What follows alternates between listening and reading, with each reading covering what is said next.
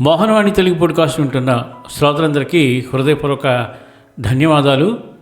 ఈరోజు మరొక అద్భుతమైన కథతో మీ ముందుకు వచ్చేసాను. ఇంకా ఆలస్యం చేయకుండా ఆ కథ ఏమిటో వినేద్దాం. మహాభారతంలోని ఆది పర్వంలో ఒక కథ ఉంది. ఒకానొకప్పుడు విభావసుడు, సుప్రదీపుడు అనే ఇద్దరు అన్నదమ్ములు ఉండేవారు.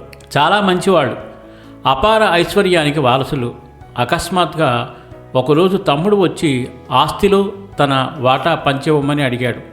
సర్ది చెప్పి అనునయంగా మాట్లాడి సమస్యను పరిష్కరించగలిగిన అన్న అగ్రహోదగ్రుడైనాడు. నన్ను అఘోరపరిచినందుకు ఏనుగువై అడవులను పట్టుకు తిరుగు పో అంటూ శపించాడు. తమ్ముడు కూడా ఏమీ తక్కువ తినలేదు. నువ్వొక తాబేలువై చెరువులో పడి ఉండు అని తిరిగి అన్నను శపించాడు. ఇద్దరి జన్మలు వేరువేరు. రెండు వేరువేరు జంతువులైన శత్రుభావనలు ఉండిపోయాయి. తరచూ కలహించుకుంటూ ఉండేవి. ఒకసారి గరుత్మంతుడికి ఆకలేసి తండ్రి కశ్యప ప్రజాపతిని అడిగితే ఆ రెండింటినీ తినేయమన్నాడు. ఇది కథే కావచ్చు. ఇటువంటి కథలను విని పాఠాలు నేర్చుకోకపోతే మనం నిత్యం మన ఇళ్లల్లో చూసే అన్నదమ్ముల గొడవలు ఇలానే ముగుస్తూ ఉంటాయి. అందుకే బంధువులతో తగాదాలు శ్రేయస్కరం కాదు. అవి వారిద్దరితో పువ్వు. కుటుంబాలకు కుటుంబాలు తరాల తరబడి కక్షలు పెంచుకొని అన్ని విధాలా నష్టపోతూ ఉంటారు. నలుగురిలో చులకనవుతూ ఉంటారు. చిన్నతనంలో నువ్వేం అలవాటు చేసుకుంటావో అదే పెద్దయిన తర్వాత కూడా నిలబడుతుంది. చిన్నప్పుడు దుర్యోధనుడు పొద్దస్తమానం భీముడితో కలియబడుతూ ఉండేవాడు. భీముడి మీద అక్కసు పెంచుకున్నాడు. అదే చిట్ట చివరికి కురుక్షేత్ర సంగ్రామం వరకు వెళ్ళింది. చిన్నప్పటి పగ భీముడు దుర్యోధనుడి తొడ విరగగొట్టేదాకా వెళ్ళింది. చిన్నప్పుడు కలిసిమెలిసి ఉంటే పెద్దయిన తర్వాత కూడా సఖ్యతగా ఉంటారు.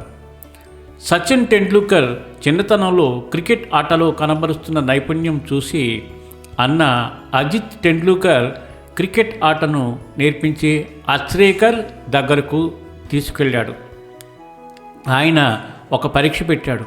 అచ్రేకర్ పట్ల ఉన్న భయాందోళనలతో ఆ పరీక్ష సచిన్ నెగ్గలేకపోయాడు. శిష్యుడిగా తీసుకోవడానికి ఆయన నిరాకరించాడు.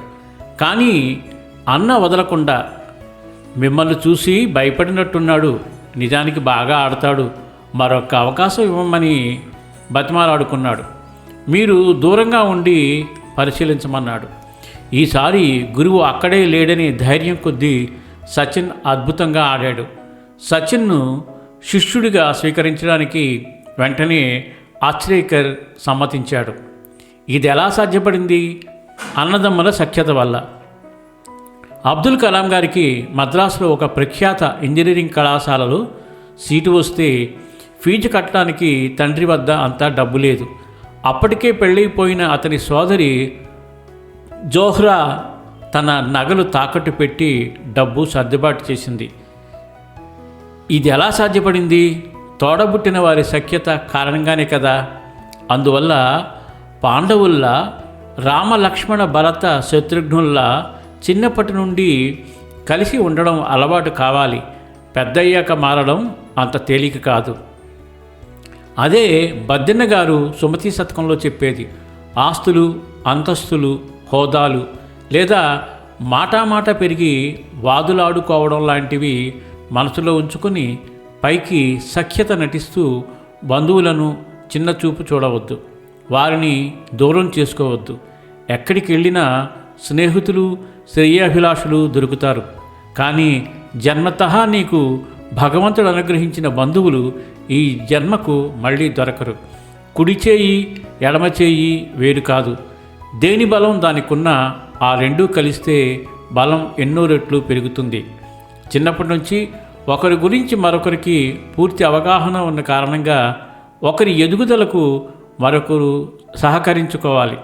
అప్పుడు మీ ఐక్యత బలం సమాజంలో మరో నలుగురికి కూడా ఉపయోగపడుతుంది. భారతం నుంచి, వాస్తవాల నుంచి ఎన్నో విషయాలు మనం నేర్చుకోవాలి, నేర్చుకోవడానికి ప్రయత్నిస్తూనే ఉండాలి, నేర్చుకుని ఆనందంగా ఉండాలి.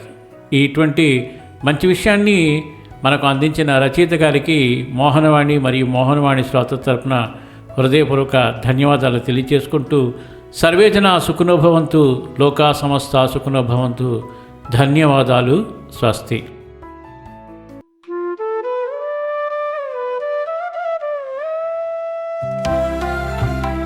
సత్సంగం సత్సంగం భగవంతుని లీలలు, సాధు సత్పురుషుల గాథలు, మహాత్ముల జీవిత గాథలు, భగవంతుని తత్వం తెలుసుకునే ప్రయత్నమే సత్సంగం.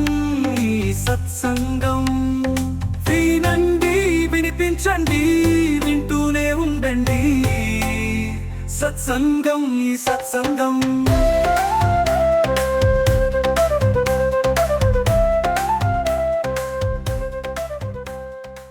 మోహనవాణి తెలుగు పాడ్కాస్ట్ వింటున్న శ్రోతలందరికీ హృదయపూర్వక ధన్యవాదాలు. వినండి, వినిపించండి, వింటూనే ఉండండి. మోహనవాణి తెలుగు పాడ్కాస్ట్ మీరు వింటున్నారు.